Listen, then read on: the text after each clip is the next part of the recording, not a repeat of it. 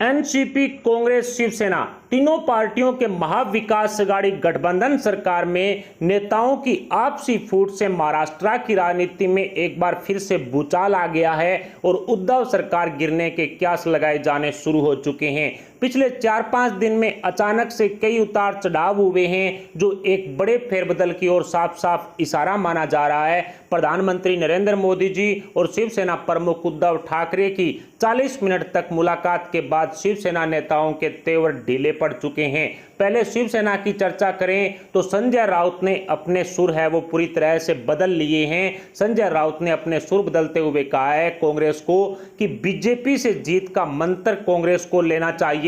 जिस तरह से कांग्रेस की लगातार हार हो रही है, चाहे किसी भी तरह के चुनाव हो, उसमें जीत दर्ज करने के लिए बीजेपी जैसी राष्ट्रीय पार्टी से कांग्रेस को मंत्र लेना चाहिए। राहुल गांधी द्वारा मोदी सरकार पर हमला करने वाले बयानों का समर्थन करने वाले संजय राउत अचानक से गिरगिट की तरह अपना रंग बदल चुके हैं। इतना जल्दी तो गिरगिट भी अपना रंग नहीं बदलता जितना जल्दी शिवसेना के नेता बदल रहे हैं।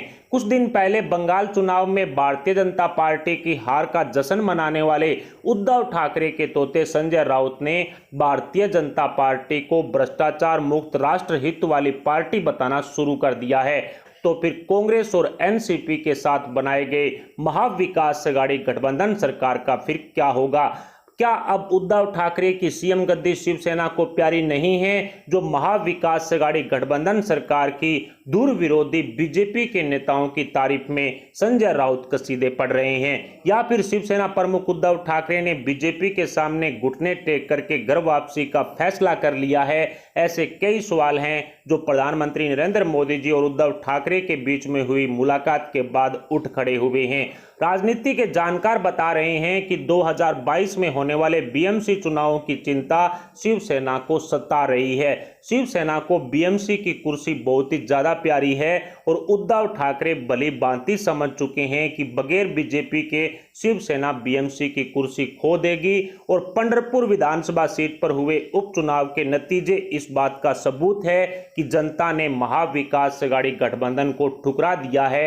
एनसीपी, कांग्रेस, शिवसेना तीनों पार्टियों को जनता जनार्दन पूरी तरह से ठुकरा चुकी है। बीएमसी की सत्ता हाथ से निकलने के साथ साथ सीएम गद्दी से भी शिवसेना को हाथ धोने का डर सताने लगा है, क्योंकि बैकस्टेबर शरद पवार की पैनी नजर महाराष्ट्र की सीएम गद्दी पर बनी हुई है। बैकस्टेबर यानी कि पीठ पीछे छुरा घोंपने वाला नेता शरद पवार, जिनको कांग्रेस ने बताया था, वो अब पूरी तरह से सीएम गद्दी पर नजर टिकाए हुए है।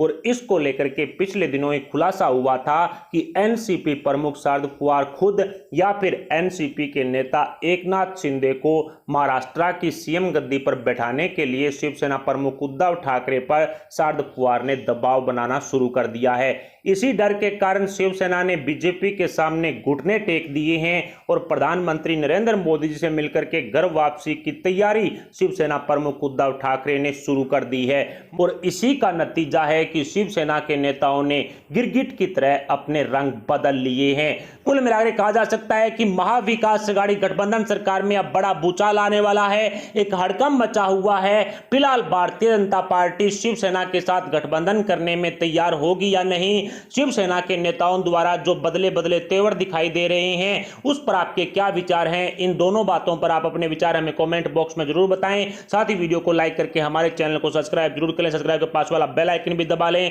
अभी के लिए इतना ही, मिलते हैं अगली बड़ी अपडेट के साथ। तब तक के लिए जय हिंद, जय भारत।